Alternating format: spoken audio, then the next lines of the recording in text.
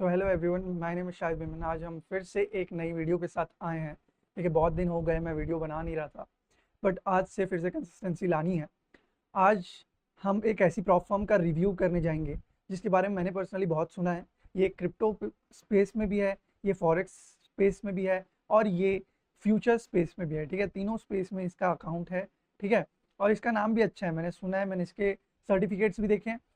तो पर्सनली आज मैं इसके रूल्स को रिव्यू करूंगा। रूल्स देखने के बाद मैं एक अकाउंट बाय करूंगा और उसके बाद हम उसमें ट्रेड करेंगे, उसकी भी अपडेट दूंगा और फिर देखेंगे ये मुझे पे आउट देते हैं या नहीं देते। ठीक है, तो ये एक स्कैम है या अच्छी प्रॉब्लम है, ये आज देखेंगे। ठीक है, सबसे पहले इनका रूल्स चेक करते हैं।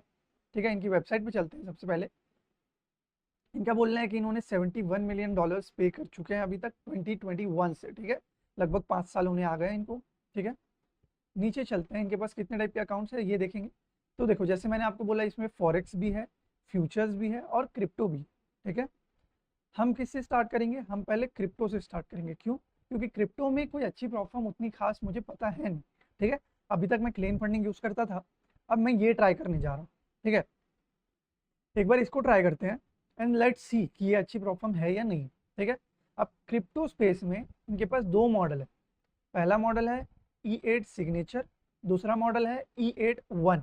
ठीक है, अब वीडियो बनाने से पहले मैं थोड़ी रिसर्च कर रहा था दोनों के ऊपर। तो E8 सिग्नेचर जो है वो बिल्कुल अच्छा अकाउंट टाइप मुझे पर्सनली नहीं लगा। आप चाहो तो आप देख सकते हो। ठीक है, मैं जाऊंगा E8 1 के लिए। ठीक है, अब E8 1 का जो है, मैं $50,000 वाला अकाउंट लूंगा। ठीक है, इसमें एक डिस्काउंट कोड भी है जो अच्छा खासा डिस्काउंट मिलने वाला है, 2-5% का नहीं मिलेगा, ज़्यादा डिस्काउंट मिलेगा। आज की वीडियो में जो हम E8 मार्केट की बात करने वाले हैं और इसका एक क्रिप्टो मॉडल है उसकी बात करने वाले, वो इसलिए कर रहे हैं क्योंकि इसमें जो कुछ रूल्स ऐसे हैं जो बाकी प्लेटफॉर्म से बहुत ज़्यादा अच्छे हैं। ठीक है, इसमें बहुत सारे क्रिप्टो पेयर्स सपोर्टेड है। ठीक है, मेन मेन छोड़ के और भी बहुत सारे अवेलेबल है। ठीक है, और एक ही ऐसी प्लेटफॉर्म है जो मैं अभी तक ट्रेड कर रहा था, वो थी क्लेम फंडिंग। बट पूरा पैसा एक ही प्लेटफॉर्म में डालना रिस्की होता है, इसलिए मैं बोलूंगा क्लेम फंडिंग के साथ आप इसको भी ट्राई करो। इसका वन स्टेप मॉडल सबसे बेस्ट है। ठीक है, जो मैं बताने वाला हूँ, क्लेम फंडिंग में वन स्टेप मॉडल हर कोई लेता नहीं है, इसमें वन स्टेप मॉडल ही लेना आपके लिए बेस्ट हो जाएगा। ठीक है, कुछ रूल्स ना समझ आए मुझे पूछ लेना, वीडियो के एंड में मैंने आपको कूपन कोड बताया। इस वीडियो में बस रूल्स डिस्कस किए, अगली वीडियो में हम बाइंग प्रोसेस देखेंगे। मैं स्टेप बाय स्टेप बाय करूंगा आपके सामने लाइव और फिर अकाउंट में ट्रेडिंग करके दिखाऊंगा। ठीक है, और हाँ, वीडियो के बीच में मैं एक डिस्काउंट कोड भी बताऊंगा। तो जिसको ये अकाउंट बाय करना हो, विदाउट डिस्काउंट कोड करोगे तो महंगा पड़ेगा, डिस्काउंट कोड के साथ करोगे तो सस्ता पड़ेगा, अब आपकी चॉइस है। ठीक है, अकाउंट बाय करने से पहले एक बार रूल्स समझा देता हूं मैं। तो देखो, एफएक्यू में जाना, कभी भी रूल्स पढ़ना रहता है तो एफएक्यू में जाया करो। ठीक है, एफएक्यू में जाओगे, फॉरेक्स एंड क्रिप्टो लिखा हुआ है, इसमें क्लिक करेंगे हम क्योंकि हमें क्रिप्टो का जानना है। ठीक है, अब यहाँ पे देखो, यहाँ पे हमारे पास अलग अलग ऑप्शंस हैं। हम किस में जाएंगे? प्रोडक्ट्स एंड ट्रेडिंग रूल्स में, क्योंकि हमें ट्रेडिंग रूल्स जानना है। ठीक है, नाउ हमारे पास बहुत सारे ऑप्शन आ गए। ठीक है, हमें कौन सा देखना है? E8 1 crypto. ठीक है, तो ये हमारा रूल्स का पेज खुल चुका है। ठीक है, अब हम देखेंगे E8 1 क्रिप्टो में कौन से रूल्स है और क्या क्या चीज़ें हैं। ठीक है, तो E8 1 क्रिप्टो जो है, पहली चीज़ सबसे बेस्ट ये है कि ये वन स्टेप अकाउंट है। ठीक है, मुझे पर्सनली 2 स्टेप से ज़्यादा अच्छे वन स्टेप अकाउंट लगते हैं, उससे भी ज़्यादा अच्छे इंस्टेंट अकाउंट लगते हैं, लेकिन इंस्टेंट अकाउंट मुझे अभी तक कोई अच्छे उतने खास दिखे नहीं है। क्लेन का एक अच्छा है, तो आप देख सकते हो, मैंने वीडियो बनाई हुई है उसके बारे में भी। अभी हम इसका पहले देखेंगे, इसमें कुछ है क्या इंस्टेंट फंडिंग टाइप का भी, वो भी देखेंगे। ठीक है, तो वन स्टेप अकाउंट है। अब वन स्टेप अकाउंट में इवेल्युएशन फेज में जो टारगेट है वो है 6% का। ठीक है, मिनिमम ट्रेडिंग डेज एक भी नहीं है, तो आप पहले ही दिन 6% बनाओ, अकाउंट पास, बेस्ट। ठीक है, unlimited trading days, there is no limit but you need to place and close at least one trade in every 60 days. अब देखो, ये चीज़ और एक बेनिफिशियल। क्यों? बाकी प्लेटफॉर्म्स में 30 डेज का टाइम रहता है, यहाँ पे 60 डेज का टाइम फ्रेम। ठीक है, तो अगर आपका सेटअप बनता ही नहीं है, आप ऐसे ट्रेडर हो जो एकदम ही परफेक्ट सेटअप में ट्रेड लेते हो और आपका सेटअप एक महीने तक भी नहीं बन रहा है, तो भी आपको डरने की जरूरत नहीं है। आप 60 डेज में मात्र एक ट्रेड प्लेस करोगे तो भी अकाउंट एक्टिव रहेगा। ठीक है, अब डेली ड्रॉडाउन 3% है। ठीक है, और अगर आपको लगता है कि ये कम है तो आप प्रॉफिट टारगेट देखो, प्रॉफिट टारगेट बस 6% है, तो 3% का डेली ड्रॉडाउन भी बहुत है। ठीक है, अगर आप 1% रिस्क करके भी 2% बनाते हो तो आपके पास 3 दिन में आपका अकाउंट पास हो जाएगा, उससे ज़्यादा स्पीड करने की जरूरत भी नहीं, बाकी आपके ऊपर। ठीक है, now 4% dynamic drawdown, maximum running losses floating. हाँ, ठीक है, तो इसका बोलने का मतलब ये कि मैक्सिमम जो लॉस है वो 4% है। अब डायनामिक ड्रॉडाउन क्या है वो मैं बताता हूँ आगे, वीडियो में रुके रहो, ठीक है। पहले दूसरी चीजें पढ़ लेते हैं, ठीक है। अब आप चैलेंज फेस पास कर लेते हो, उसके बाद आएगा आपका परफॉर्मेंस फेस, जिसमें आपको फंडेड अकाउंट मिल जाएगा, ठीक है। तो फेस 1 पास करने के बाद आपका आता है परफॉर्मेंस फेस, जो कि आपका फंडेड फेस होगा, ठीक है। आप पास कर लेते हो 1 स्टेप अकाउंट, आपको मास्टर्स अकाउंट मिल जाएगा। अब इसमें ये बोल रहा है कि मास्टर्स अकाउंट में जो रूल्स वगैरह फॉलो करते हैं, गाइडलाइंस फॉलो करते हैं, उनको 100% तक का भी ऑप्शन है कि वो पे आउट रिक्वेस्ट कर सकते हैं और 100% स्प्लिट का भी फायदा उठा सकते हैं। अब उसका क्या कैच है वो नीचे पढ़ेंगे, ठीक है। मास्टर्स फेज में क्या रूल्स है, अनलिमिटेड ट्रेडिंग डेज, जैसा कि मैंने ऊपर बताया था, 60 डेज में एक ट्रेड बस प्लेस करना है मिनिमम, ताकि आपका अकाउंट एक्टिव रहे, ठीक है। वो चीज़ बता दी गई है। 3% यहाँ भी वही है डेली ड्रॉडाउन, 4% यहाँ भी वही है डायनामिक ड्रॉडाउन, ठीक है। डायनामिक ड्रॉडाउन क्या है वो मैं बताऊंगा, टेंशन नहीं ले। अब क्राइटेरिया फॉर पे आउट, पे आउट का क्राइटेरिया क्या है, 40% best day rule. With a 40% best day rule, you must ensure that no single trading day exceeds more than 40% of your total generated profit, ठीक। हाँ, तो सबसे पहले समझेंगे 40% बेस्ट डे रूल क्या है, ठीक है।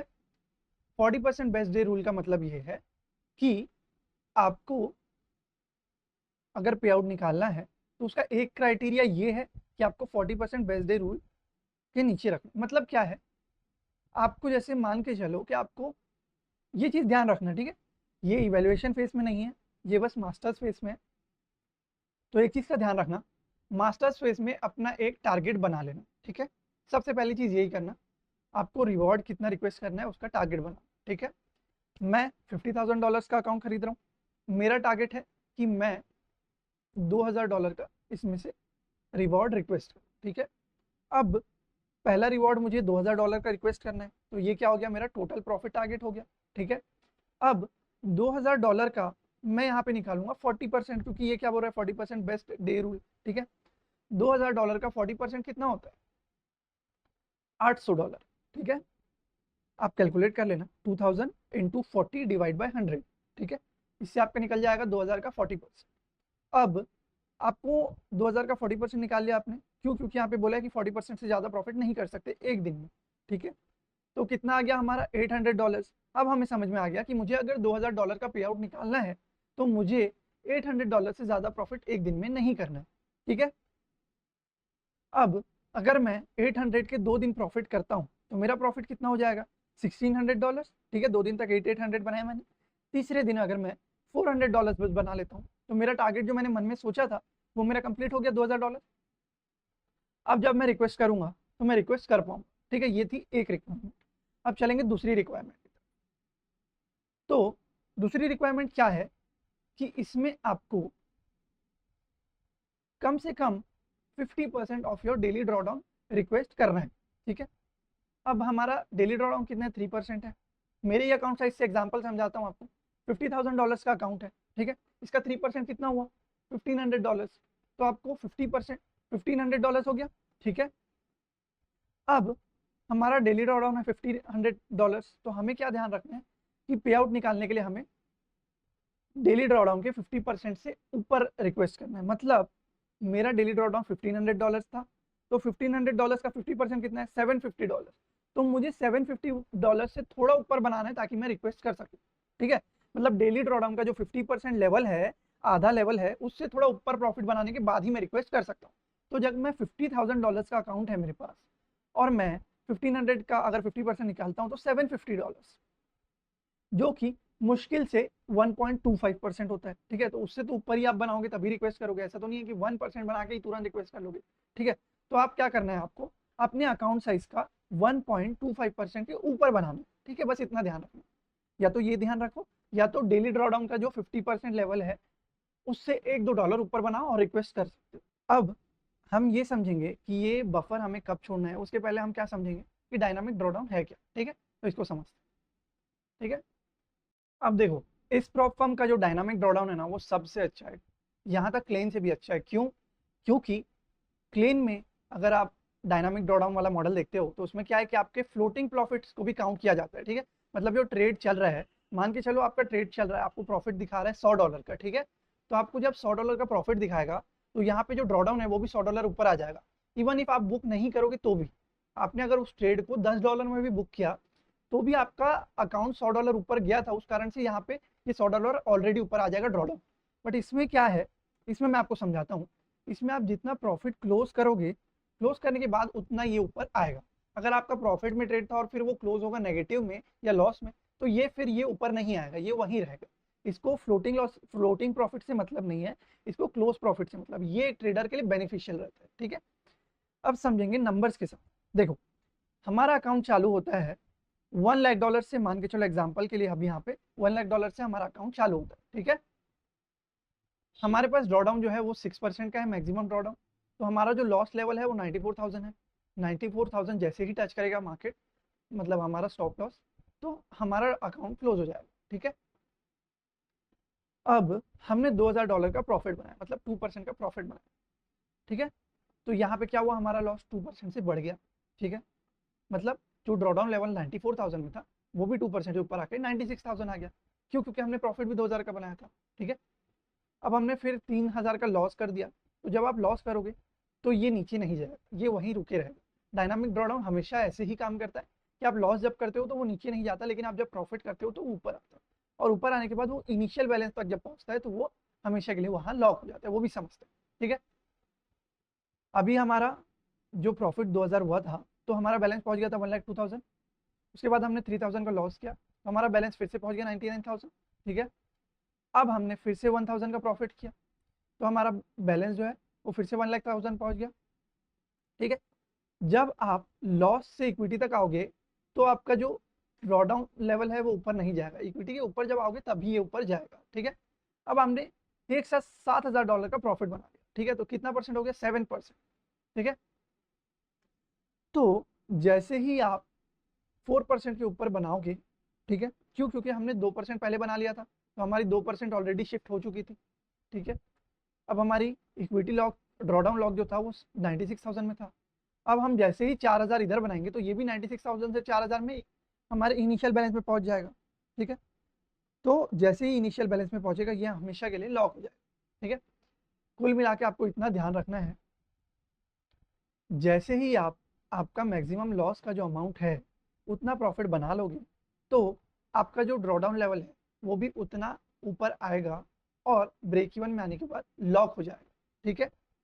ये ऊपर आते ही नहीं रहेगा, जैसे ही ये ब्रेक इवन में पहुंचेगा ये लॉक हो जाएगा। एग्जाम्पल के लिए, आपके पास $10,000 का अकाउंट है, ठीक है। आपका मैक्स ड्रॉडाउन जो है वो $600 का है, ठीक है। आपने $600 का उधर प्रॉफिट बनाया, तो जो आपका ड्रॉडाउन था मैक्सिमम, जो 9400 में शुरुआत में था, वो आके $10,000 पे लॉक हो जाएगा, ठीक है। उसके बाद यहाँ आप जितना भी प्रॉफिट बनाओगे ये ऊपर नहीं जाएगा, ये मैक्सिमम ड्रॉडाउन यहीं लॉक हो जाएगा, ठीक है। अब ये हमने समझ लिया डायनामिक ड्रॉडाउन, ठीक है। डेली ड्रॉडाउन तो नॉर्मल जैसा रहता है वैसे ही है, रोज कैलकुलेट होगा, उतना ड्रॉडाउन मिलेगा आपको, उसके ऊपर ही रखना है, उसके नीचे नहीं जाना। मैक्सिमम ड्रॉडाउन मैंने समझा दिया। कुछ भी डाउट हो कमेंट सेक्शन में पूछना और अच्छे से समझना, ठीक है। अब एक बार ये अच्छे से देखना, ठीक है, मैं ये लिंक कमेंट सेक्शन में टैग कर दूंगा, ठीक है। अब आपको बफर कब रखना है ये चीज समझो, ठीक है। तो जब आपका प्रॉफिट बिलो 6% है, ठीक है, तो आपका प्रॉफिट जब बिलो 6% है तो आपका बैलेंस जो है 1,04,000 पे है, मान के चलो। पे आउट आप लेते हो 4,000 का, ठीक है। तो आपका जो न्यू बैलेंस होगा वो कितना होगा? 4,000 जो आपके पास पड़ा हुआ था वो जब आप निकाल लोगे तो कितना बचेगा? 1,00,000, ठीक है। अब आपने 4,000 का प्रॉफिट बनाया था, तो ड्रॉ डाउन भी तो 4,000 ऊपर आया होगा, 2,000 तो अभी भी बचे होंगे, ठीक है। तो आपके पास 2,000 का बफर अभी भी बचा है, मतलब $1,00,000 से आप 2,000 नीचे जाओगे 98,000, तब तक आप लॉस ले सकते हो, ठीक है। अच्छे से सुनना, समझ में आएगा। फिर आपने $6,000 का प्रॉफिट बना लिया, जितना आपके पास ड्रॉडाउन था उतना आपने प्रॉफिट बना लिया। तो मैंने आपको समझाया था कि ड्रॉडाउन कहाँ के लॉक हो जाएगा? इनिशियल बैलेंस में, ठीक है। अब आपको सेफ पे आउट अगर लेना है तो आपको क्या करना पड़ेगा? पूरा $6,000 का पे आउट ना लेके आपको $3,000 का पे आउट लेना है, ठीक है। तो आपका बैलेंस कितना हो जाएगा? 1,03,000। अब आपका ड्रॉडाउन कहाँ लॉक था? 1,00,000 पे, इनिशियल बैलेंस पे। तो आपके पास कितने का बफर हुआ? $3,000 का बफर बचे, ठीक है। अब रिस्की पे आउट क्या है? 1,06,000 का प्रॉफिट है आपके पास, ठीक है। आपने $5,000 का पे आउट निकाल लिया, ठीक है। आपने $6,000 प्रॉफिट बनाया था जो कि ड्रॉडाउन के बराबर है। आपका $5,000 का पे आउट भी आपने रिक्वेस्ट कर लिया, तो बैलेंस कितना बचा? 1,01,000। अब आपको, अब मैंने बताया था कि ड्रॉडाउन जो है वो इनिशियल बैलेंस में लॉक हो जाएगा। अब आपके पास कितना डॉलर का डिफरेंस है? $1,000 का बस डिफरेंस है, तो ये थोड़ा रिस्की पे आउट है। ठीक है।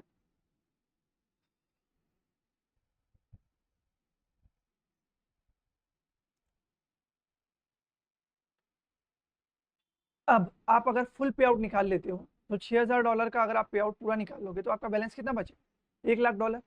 और $1,00,000 पे ही आपका ड्रॉडाउन भी सेट था। तो जैसे ही आपका $1,00,000 अकाउंट में बचेगा, आपका अकाउंट फेल हो जाएगा। क्यों? क्योंकि आपको उसके ऊपर रखना था और आपका अकाउंट बैलेंस उसके बराबर आ गया, तो अकाउंट ब्रीच हो जाएगा। इसलिए आप या तो सेफ पे आउट लो या तो रिस्की पे आउट लो। और अगर आप फुल पे आउट भी लेते हो तो फिर उसके बाद अकाउंट में आप ट्रेड नहीं कर पाओगे। तो अगर आप दिमाग से अगर चलोगे तो आप ज़्यादा बनाओ और फुल पे आउट ले लो। ठीक है, फिर अकाउंट खरीदो, फिर सेम साइकिल रिपीट। चॉइस आपकी। ठीक है, ऐसा नहीं है आप नहीं ले सकते, आप ले सकते हो, बस अकाउंट ब्रीच हो जाएगा। ठीक है। न्यूज़ ट्रेडिंग फेज 1 में अलाउड है, कोई इशू नहीं है। फेज 2 में 5 मिनट बिफोर और 5 मिनट आफ्टर आप ट्रेड नहीं कर सकते न्यूज़ के टाइम पे। ठीक है।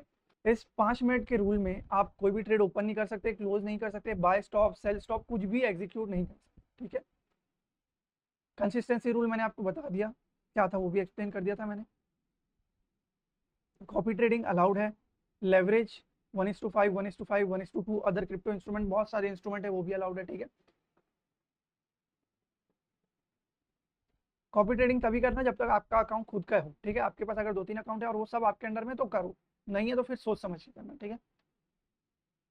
अदर ट्रेडिंग रूल्स, वो हेजिंग रूल्स, वो सब आप यहाँ देख सकते हो, वो अभी मैं नहीं बताऊंगा। ठीक है। तो आज की वीडियो में हमने रूल्स देखे, E81 क्रिप्टो देखा। ठीक है। लेना चाहिए नहीं लेना चाहिए, मेरे हिसाब से लेना चाहिए, मैं लेने वाला हूँ। आप अगर ट्राई करना चाहो तो आप भी लेके देख सकते हो। ठीक है। इसके लिए कूपन कोड जो मैं बोल रहा था वो है शाहिद, SHAHID। ठीक है। मैक्सिमम ऑफ मिलेगा, जो आपको दूसरे कूपन में मिलेगा उतना ही मेरे कूपन में मिलेगा, और अच्छे ऑफर के टाइम में और ज़्यादा ऑफर मिलेगा। ठीक है। तो आज की वीडियो में बस इतना ही, मिलते हैं नेक्स्ट वीडियो में, तब तक के लिए गुड बाय।